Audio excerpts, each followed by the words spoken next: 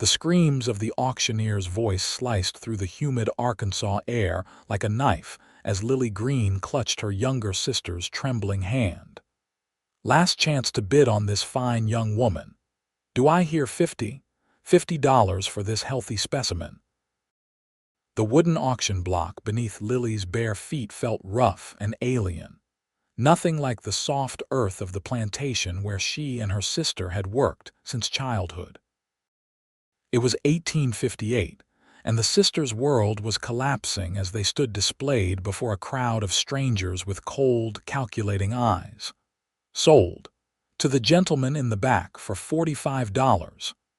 The auctioneer bellowed, pointing his gavel toward a red-faced man with yellow teeth. Rough hands seized Lily's arms, dragging her from the platform while her 15-year-old sister, Lucy, screamed and reached for her. "No, please, don't separate us," Lily begged, fighting against the grip of the slave trader's assistants. "She's just a child, please." The crowd parted as a tall figure pushed through. The man's face was partially shadowed by a wide-brimmed hat, but his voice cut through the chaos with quiet authority. "I'll take them both." The auctioneer paused, his gavel suspended in mid-air. "Sir, the other one's already been sold to," I said. The stranger repeated, pulling a leather pouch from his vest. "I'll take them both. $100 for the pair. Right now." Lily's heart hammered in her chest as she watched the transaction unfold. The yellow-toothed man grumbled, but accepted the offer of $70 to relinquish his claim on her. Within minutes, both sisters were being led away by the tall stranger, their wrists bound but their hands still intertwined. "My name is Forrest Grayson," the man said quietly as they walked toward a wagon at the edge of Bentonville's dusty Main Street. "I own a ranch about 20 miles north of here. You'll both work, but you'll stay together. That's my promise." Lily studied him cautiously. Unlike most white men she'd encountered, he looked directly into her eyes when he spoke. His face was weathered by sun and wind, but his blue eyes held something she rarely saw, a glimmer of humanity. "Thank you, sir," she whispered, her voice raw from screaming. "I'm Lily, and this is my sister Lucy." Lucy remained silent, her dark eyes wide with fear and confusion. At 18, Lily had seen enough of the world to know their situation remained precarious, but at least they were together. For now, that would have to be enough. The wagon ride to Forrest Grayson's ranch was long and uncomfortable. The sisters sat in the back, huddled together against the morning chill as the wagon bounced over rutted trails. Forrest drove without speaking, occasionally glancing back to check on them but offering no conversation. "Do you think he's kind?" Lucy whispered so softly that only Lily could hear. "I don't know," Lily answered truthfully, "but we're together. That's what matters." The Grayson ranch appeared as they crested a hill, a modest 2-story house with a wide porch, flanked by a barn and several smaller outbuildings. A creek wound through the property, its banks lined with cottonwoods that provided welcome shade in the otherwise open grassland. "This is it," Forrest said, pulling the wagon to a stop. "Home." An older woman emerged from the house, wiping her hands on her apron. Her gray hair was pulled back in a severe bun, and her expression was unreadable as she assessed the two sisters. "Mrs. Wilkins," Forrest called, "these are our new hands, Lily and Lucy." The woman nodded curtly. "Get them settled in the back room. They can start in the kitchen tomorrow." Lily's grip on Lucy's hand tightened. The back room. Not the slave quarters she'd feared, but not the house proper either. She helped her exhausted sister down from the wagon, acutely aware of Forrest watching them. "You'll be safe here," he said quietly as they passed him. "I give you my word." Lily nodded, not trusting his promise but knowing they had no choice but to hope it was true. The back room turned out to be a simple but clean space off the kitchen with 2 narrow beds, a small table and a washstand. After weeks of being shuttled between slave pens, it felt almost luxurious. "Why did he buy us both?" Lucy asked as they sat together on one of the beds. "No one else cared that we're sisters." "I don't know," Lily replied, smoothing Lucy's tangled hair. "But whatever his reasons, we need to be careful. Don't trust anyone too quickly." That night they slept in the same bed, arms wrapped around each other as they had since childhood. Outside their window, the vast Arkansas sky filled with stars that seemed indifferent to the chaos of human affairs below. Morning arrived with the crow of a rooster and the clatter of pots in the kitchen. Mrs. Wilkins, the housekeeper, rapped sharply on their door. "Up, there's work to be done." Lily and Lucy dressed quickly in the simple cotton dresses they'd been provided. The fabric was faded but clean, better than what they'd worn at the auction. The kitchen was warm and fragrant with the smell of biscuits baking. Mrs. Wilkins moved efficiently between the stove and the large wooden table, barely glancing at the sisters as they entered.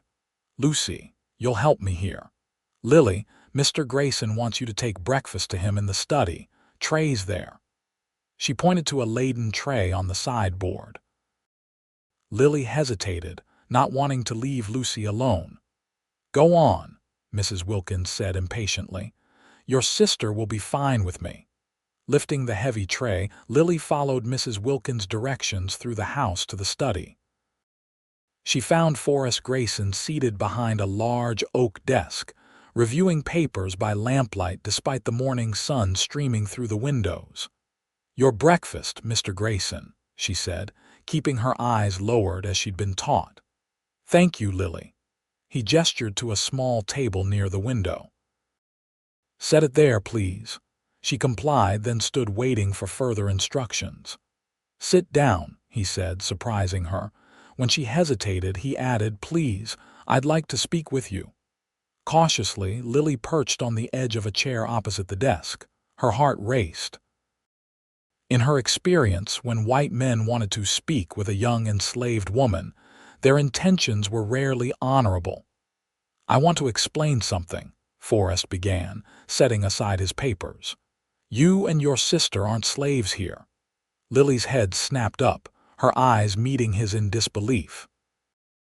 "I don't believe in slavery," he continued. "Never have. But I couldn't stand by and watch you two separated, so yes, I bought you, but only to free you." "Free." The word felt foreign on her tongue.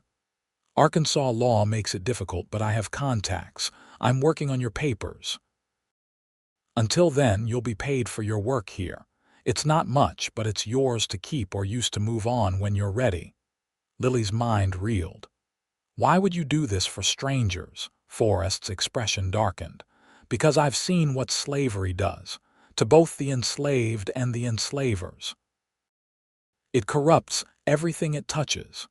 He paused. "My mother was like you." Understanding dawned on Lily as she studied his features more carefully, the complexity in his coloring that marked him as mixed race, though he could pass for white to casual observers. "My father freed her before I was born," he continued. "Gave her his name, raised me as his son. Not everyone around here knows my history, and I'd prefer to keep it that way for now." Lily nodded slowly, still processing his words. "What about Lucy? She's only 15. She'll be educated alongside her other duties. Mrs. Wilkins was a schoolteacher before she came to work here. She can be stern, but she's a good woman." Hope and emotion Lily had carefully suppressed for years began to unfurl in her chest. "Mr. Grayson, I don't know how to thank you." "Forrest," he corrected gently. "And there's no need for thanks. Just help me run this place. The ranch is new, and there's much to be done." When Lily returned to the kitchen, she found Lucy already kneading dough under Mrs. Wilkins' watchful eye. She couldn't share Forrest's revelation immediately, but she caught her sister's gaze and offered a reassuring smile. The days that followed established a new rhythm for the Greene sisters. Lily worked primarily in the house, helping Mrs. Wilkins with cooking and cleaning, while also learning the business side of the ranch from Forrest. Lucy divided her time between kitchen duties and lessons with Mrs. Wilkins, who proved to be a demanding but effective teacher. Forrest was often away, riding the boundaries of his property or visiting Bentonville on business. When present, he treated the sisters with a distant respect that gradually allowed Lily to lower her guard. Sometimes she would find him watching her as she worked, his expression unreadable before he quickly looked away. One evening, about 3 weeks after their arrival, Lily was gathering eggs from the hen house when she heard raised voices from the front of the property. Cautiously, she made her way around the house to investigate. Forrest stood on the porch, confronting 3 men on horseback. Even from a distance, Lily recognized one of them, the yellow-toothed man who had originally bought her at the auction. "I'm telling you, Grayson, that girl was my property first," the man drawled. "I've got witnesses who say you pressured me into selling." "You took my money willingly, Harkins," Forrest replied evenly. "The transaction was legal and witnessed." The man spat tobacco juice onto the ground. "Legal don't always mean right. Word is you're treating them like they're free. That ain't proper. What I do on my property is my business." "Is it? Folks are talking, Grayson, wondering about you, wondering why a man who lives alone buys 2 young colored girls." Harkins leaned forward in his saddle. "Some might say it raises questions about your character." Forrest's hand moved slightly toward the gun at his hip. "I'd suggest you leave now, while you still can." The tension stretched between them until finally Harkins jerked his horse around. "This ain't over," he called over his shoulder as the 3 men rode away. Lily shrank back against the wall as Forrest turned toward the house. Her basket of eggs felt suddenly heavy in her hands. "You heard?" he asked, spotting her in the shadows. She nodded. "Will there be trouble?" "Possibly." His jaw tightened. "Harkins has friends in the county, but don't worry. I won't let anything happen to you or Lucy." That night, Lily couldn't sleep. She sat by the window in their room, watching the moonlit yard while Lucy slumbered peacefully. The confrontation had reminded her of how precarious their situation remained. Freedom was still just a promise, not a reality. A movement caught her eye. Forrest, walking toward the barn with a lantern. Without fully understanding why, Lily pulled a shawl around her shoulders and slipped out to follow him. The barn door stood ajar, lantern light spilling onto the packed earth floor. Lily paused at the entrance, suddenly unsure of her impulse. "You can come in," Forrest called softly. Embarrassed at being caught, she entered to find him tending to a mare whose swollen belly suggested she was close to foaling. "I couldn't sleep," Lily explained, hovering near the door. "Neither could she." He nodded toward the horse. "First foal, she's nervous." Lily moved closer, drawn by the animal's gentle eyes. "Is there anything I can do to help? Just keep me company if you'd like." They sat together on hay bales, watching the restless mare. The silence between them felt comfortable in a way Lily hadn't experienced with a white man before. "What Harkins said," she began hesitantly, "about people talking." Forrest sighed. "People always talk. Small minds need something to occupy them. But he could make trouble for you because of us. Let him try." In the lantern light, his profile looked carved from stone. "I've faced worse than Tom Harkins." "Why risk it?" Lily asked the question that had been nagging at her since their conversation in the study. "You could have just gone about your business that day in town, left us to our fate." Forrest was quiet so long she thought he might not answer. When he did, his voice was low and intense. "My mother was sold away from her sister when she was 12. Never saw her again. She told me once that losing her sister hurt worse than all the other injustices she suffered." He turned to look directly at Lily. "When I saw you 2 on that auction block, I saw my mother and aunt. I couldn't walk away." Something shifted in Lily's chest, a wall beginning to crumble. "Thank you," she whispered, the words inadequate for what she felt. The mare nickered softly, drawing their attention. Forrest rose to check on her, his hand gentle on the animal's flank. "She'll be fine till morning," he said. "You should get some rest." As they walked back to the house together, Lily was acutely aware of his presence beside her, tall and steady in the moonlight. For the first time since being torn from the plantation where she'd grown up, she felt a cautious sense of safety. Summer gave way to autumn on the ranch. The days grew shorter, and the work shifted with the seasons. Lucy blossomed under Mrs. Wilkins' tutelage, devouring the books Forrest brought her from town and practicing her writing every evening by candlelight. Lily found herself increasingly drawn into the management of the ranch. Forrest discovered she had a quick mind for figures and began teaching her bookkeeping. Sometimes their heads would bend together over the account books, his shoulder warm against hers as he explained a calculation or showed her how to record a transaction. These moments left Lily confused. The flutter in her stomach when Forrest entered a room was becoming harder to ignore, but she reminded herself sternly of the realities of their situation. Even if they weren't technically master and slave, the world would never accept anything more between them.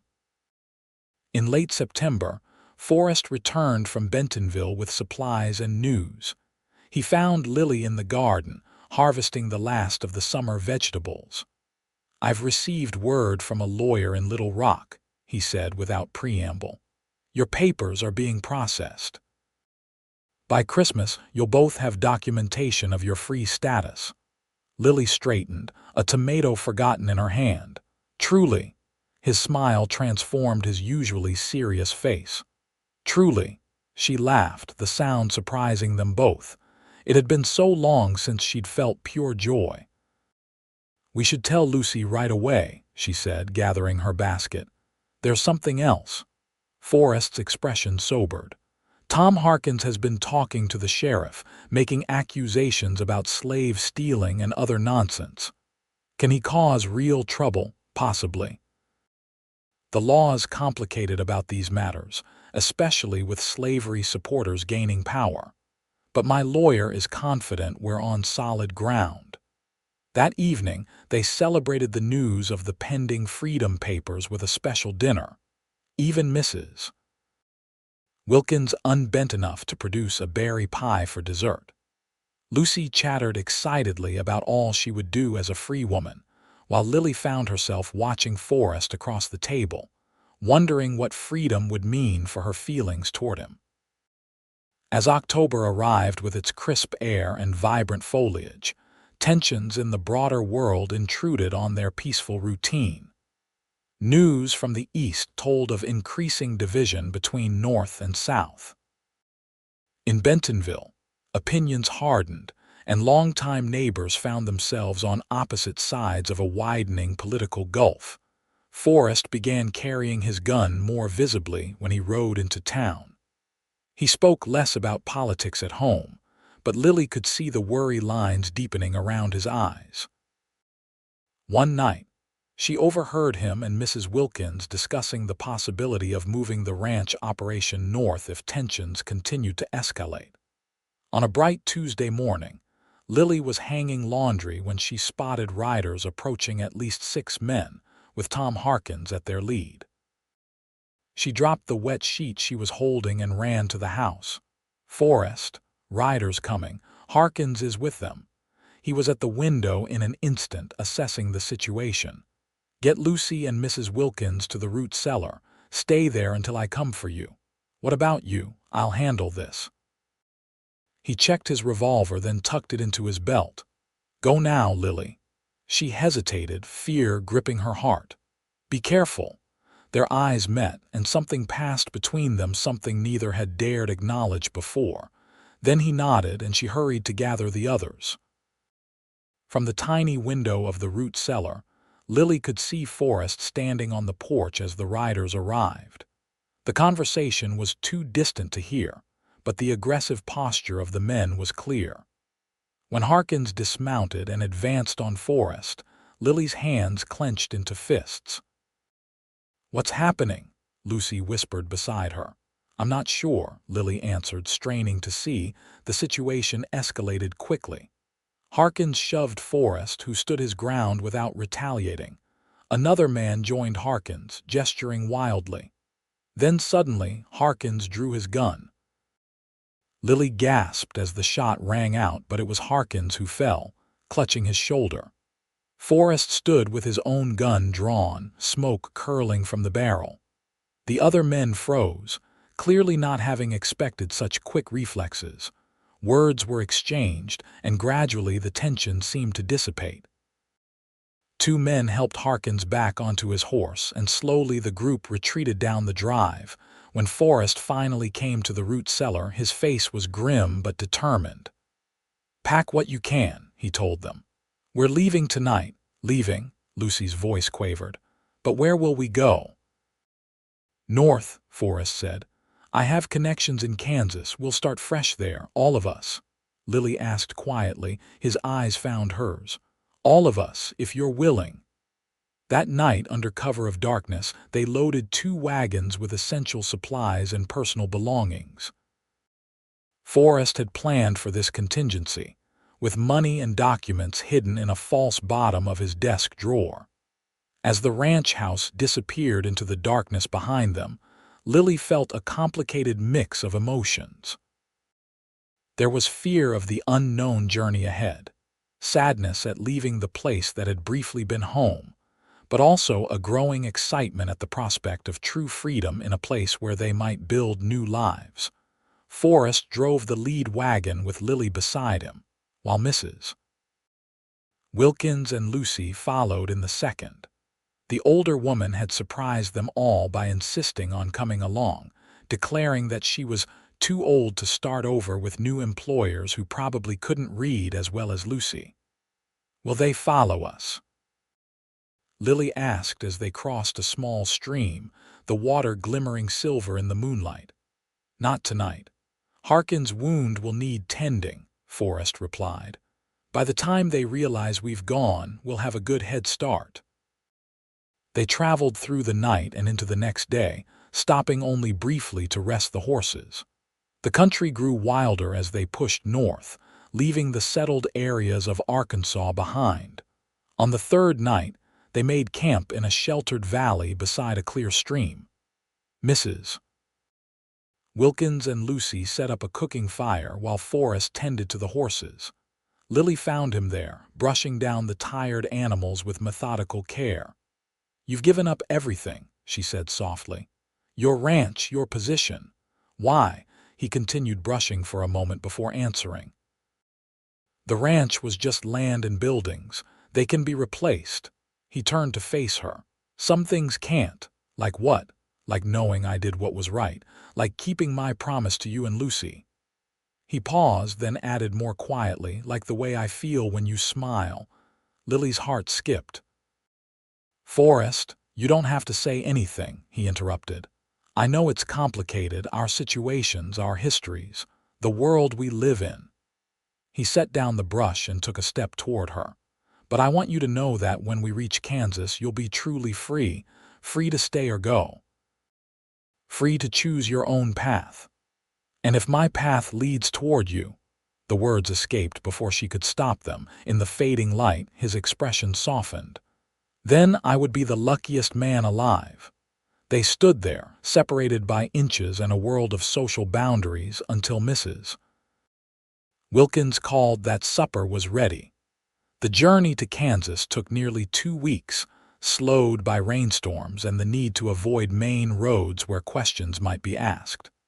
They crossed into the territory on a clear November morning, the rolling prairies stretching before them like a promise.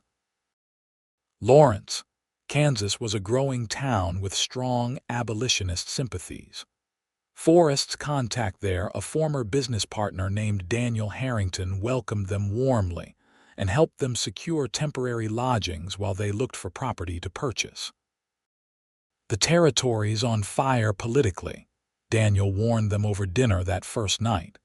Free staters and pro-slavery forces are practically at war in some counties, but Lawrence stands firm for freedom.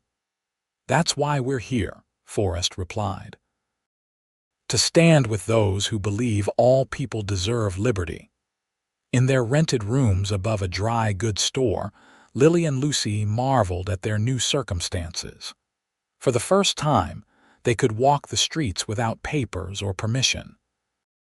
Shopkeepers addressed them as Miss Greene and took their money without question. "Is this really how we'll live now?"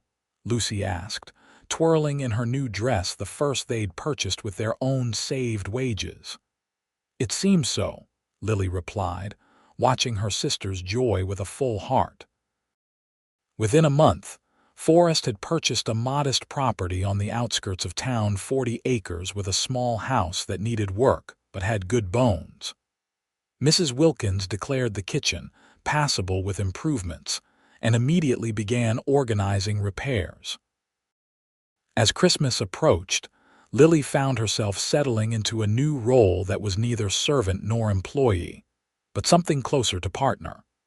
She and Forrest worked side by side, establishing their new home, planting winter wheat, and making plans for spring. The Freedom Papers arrived the week before Christmas, delivered by special courier from Little Rock. Forrest presented them to the sisters on a snowy evening beside the fireplace. "Merry Christmas," he said simply, handing each of them the document that legally recognized their status as free women. Lucy squealed with delight, clutching her paper to her chest before rushing to show Mrs. Wilkins, who had become something of a mother figure to the young girl. Lily stood holding her document, tears blurring the formal language that declared her free from all bonds of servitude. When she looked up, Forrest was watching her with an expression that made her breath catch. "Thank you doesn't seem enough," she whispered. "Your happiness is thanks enough." That night, after Lucy and Mrs. Wilkins had gone to bed, Lily found Forrest still awake, sitting on the porch despite the cold. She wrapped a blanket around her shoulders and joined him. "You should be sleeping," he said, though he smiled when she sat beside him. "I wanted to talk to you. Alone." The starlight caught in his eyes as he turned toward her. "What about the future?" "My future," Lily gathered her courage. "Now that I'm legally free, I need to decide what I want. And what do you want, Lily Greene, to stay here with you?" She met his gaze steadily. "Not as your housekeeper or your employee, but as.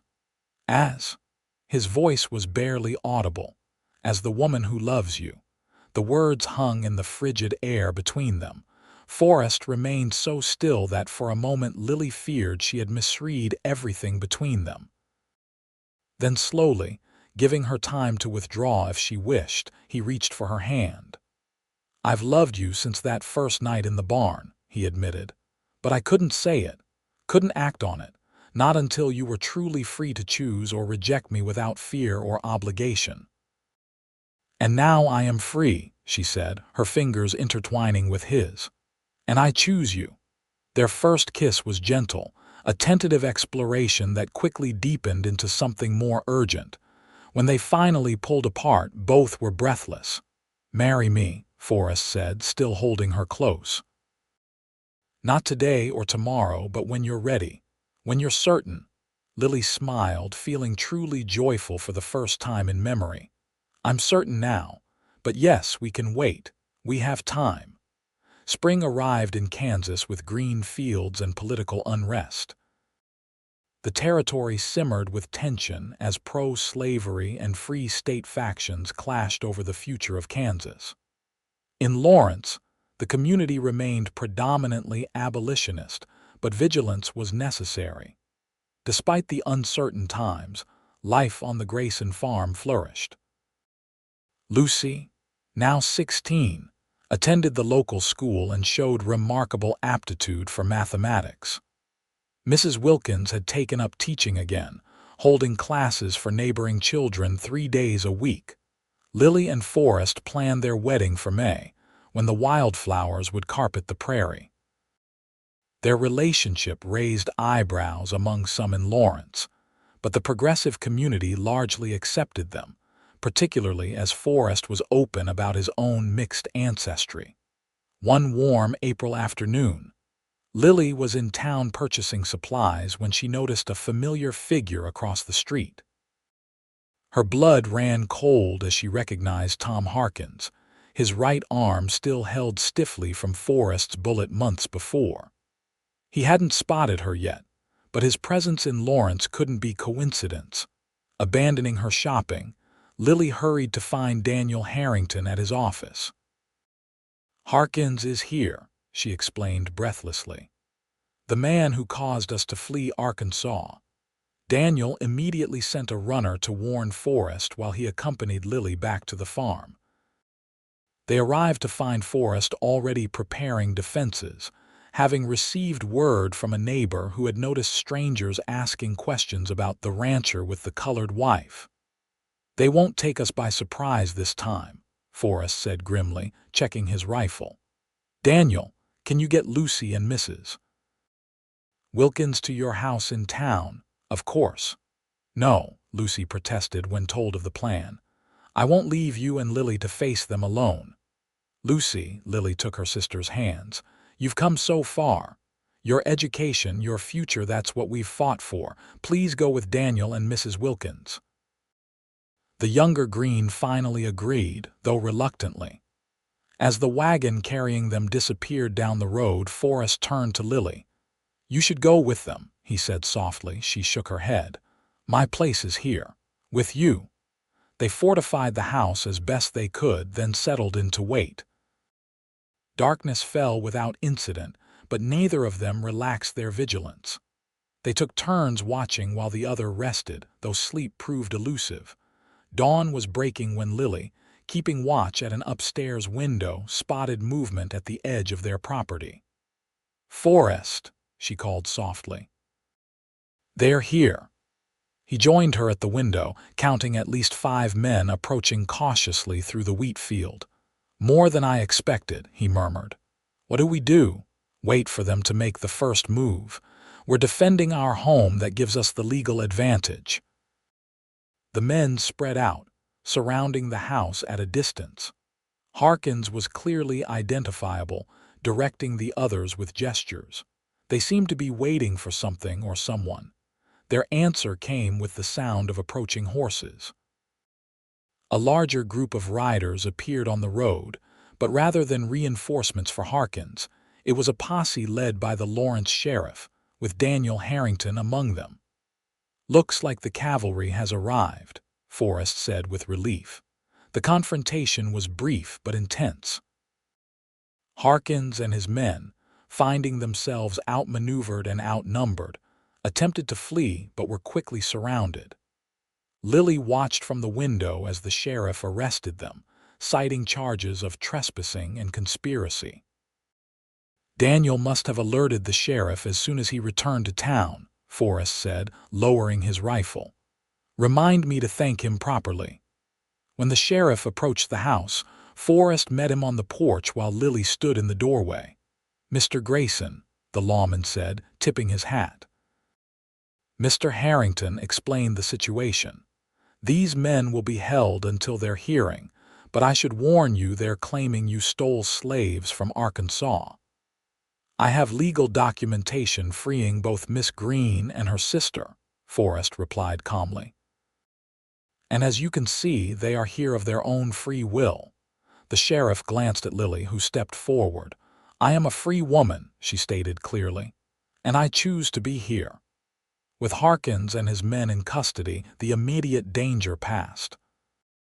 The legal proceedings that followed were complicated by the increasingly volatile political situation, but the documentation Forrest had obtained proved decisive. Harkins was eventually sentenced to prison for attempted kidnapping and other charges. Life gradually returned to normal on the farm. Lucy and Mrs. Wilkins came home, and preparations for the wedding resumed with renewed enthusiasm. On a perfect May morning, with wildflowers adorning every surface and the prairie stretching gold and green around them, Lily Greene and Forrest Grayson were married under a canopy of blue sky. The ceremony was simple but meaningful, with Lucy serving as Lily's attendant and Daniel as Forrest's best man. "I take you, Lily Greene, to be my lawfully wedded wife," Forrest vowed, his voice steady as he placed a simple gold band on her finger. "To have and to hold from this day forward for better, for worse, in freedom and in truth, until death parts us." Lily's own vows came from her heart, spoken clearly for all to hear. "I take you, Forrest Grayson, as my husband, my partner, and my love. What began in the darkest moment of my life has become my greatest joy. I promise to walk beside you in all things, to build our future together, free and equal, for all the days we are granted." The celebration afterward lasted well into the evening, with neighbors and friends from Lawrence joining in despite the unconventional nature of the union. As twilight fell, lanterns were lit around the yard and music filled the air. "Mrs. Grayson," Forrest murmured as they danced slowly beneath the stars.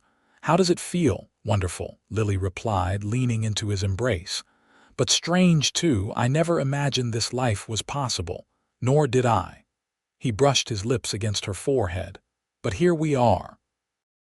Later, as they stood alone on the porch watching the last guests depart, Lily thought about the journey that had brought them to this moment, from the auction block in Bentonville to their own farm in Free Soil, Kansas, from captivity to liberty, from strangers to lovers.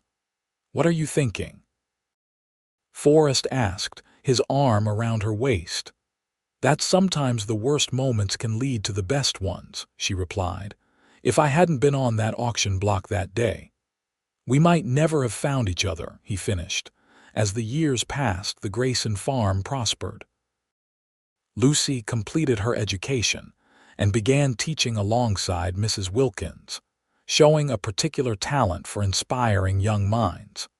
She eventually married a young lawyer who had moved to Lawrence from Boston, a passionate abolitionist who adored her quick mind as much as her beauty. Lily and Forrest welcomed their first child in 1860, a son they named Frederick after Forrest's father. The following year, as the nation descended into civil war, their daughter Lydia was born. Though Kansas remained largely removed from the direct conflict, the war touched every aspect of life. Forrest briefly considered volunteering for the Union Army, but ultimately decided his responsibility to protect his growing family took precedence. The war years were difficult, but strengthened the bonds between them. When peace finally came in 1865, with it came the formal abolition of slavery throughout the reunited states. On the day the news reached Lawrence, Lily and Forrest stood together on their porch, watching the celebration in town. "We did it," Lily whispered, tears in her eyes as she thought of the countless others who had suffered under slavery. "Freedom for all at last." "The beginning of freedom," Forrest corrected gently. "There's still much work to be done." He was right, of course. The years following the war brought new challenges as the nation struggled to redefine itself. But through it all, the Grayson farm remained a haven not just for their immediate family, but for others seeking a fresh start. In 1868, they received a letter that changed their lives once again. It had traveled a circuitous route, passed from hand to hand until it reached Lawrence, addressed simply to Lily Greene, formerly of Bentonville, Arkansas. The letter was from Lily's mother, whom she hadn't seen since being sold away from the plantation 10 years earlier. Through an extraordinary series of coincidences, she had learned of Lily's whereabouts and was now free, living in St. Louis with Lily's younger brother. The reunion that followed was joyful and tearful, with 3 generations of the family gathering at the farm. Lily's mother, Eleanor, marveled at her grandchildren and embraced Forrest with genuine affection when she understood all he had done. "I always prayed someone would look after my girls," she told him privately. I never dared hope it would be someone who would love them as they deserve. By 1875, the Grayson farm had expanded to nearly 200 acres. Frederick, at 15, showed his father's aptitude for ranching, while 13-year-old Lydia had inherited her Aunt Lucy's scholarly inclinations. Two more children had joined the family: James, now 10, and little Sophia, just 5, on a warm September evening as they celebrated their 15th wedding anniversary with family and friends gathered around long tables in the yard. Lily found a moment of quiet reflection. From where she sat, she could see Lucy deep in conversation with Mrs. Wilkins, whose hair was now completely white but whose mind remained sharp. Eleanor was bouncing baby Robert, Lucy's second child, on her knee while telling a story that had Lydia and Sophia giggling. Forrest found her there, offering a glass of lemonade as he settled beside her. "Happy?" he asked, a question he still posed regularly even after all these years. "Completely," she answered truthfully. "Look at what we've built, Forrest. Look at our family." His hand found hers, fingers interlacing with the familiarity of countless such touches over the years. "From the moment I saw you on that auction block, I knew you were special, but I never imagined how much joy you would bring into my life." "We brought that joy together," Lily corrected gently. "You gave us a chance at freedom, but what we've built here, this life, this love that's been our shared creation." As twilight deepened into night, lanterns were lit just as they had been on their wedding day. Music started and Forrest stood, offering his hand to his wife. "May I have this dance, Mrs. Grayson?" Lily smiled, taking his hand and rising. "Always, Mr. Grayson, always." They moved together beneath the Kansas stars, surrounded by the family they had created against all odds. From the auction block to this moment of perfect contentment, their journey had been extraordinary. Two sisters who might have been separated by cruelty had instead found a shared path to freedom, love, and fulfillment. As they danced, Lily caught Lucy's eye across the yard. Her sister raised her glass in a silent toast, her smile reflecting the same profound gratitude Lily felt for second chances, for brave choices, and for the man who had recognized their humanity when others saw only property. In the years that followed, the Grayson family continued to thrive. By the turn of the century, their children had children of their own, and the farm had grown into one of the most prosperous in the county. Forrest and Lily, their hair now streaked with silver, became respected elders in a community they had helped to build. They never forgot where they had come from or how close they had come to losing everything.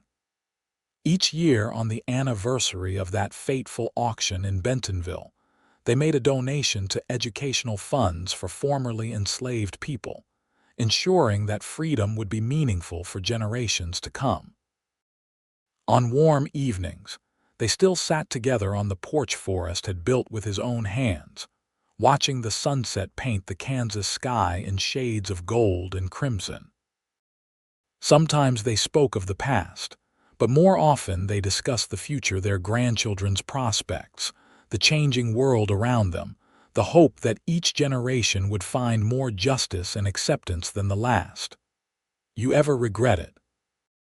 Lily asked once, as they approached their 30th wedding anniversary. Taking such a risk for two strangers at an auction block, Forrest's weathered face creased in a smile as he took her hand, still as tenderly as he had on their wedding day. "Not for a single moment," he replied. "Some risks are worth taking. Some loves are worth fighting for. And you, Lily Greene Grayson, have been the greatest blessing of my life." And so they continued, bound by a love that had begun in the unlikeliest of circumstances, but had proven stronger than prejudice, stronger than law, stronger even than the terrible institution that had sought to reduce human beings to property. In finding each other, They had found not just freedom but a deeper truth. That love, when genuine and brave, could transcend the darkest chapters of history to write a new story of hope.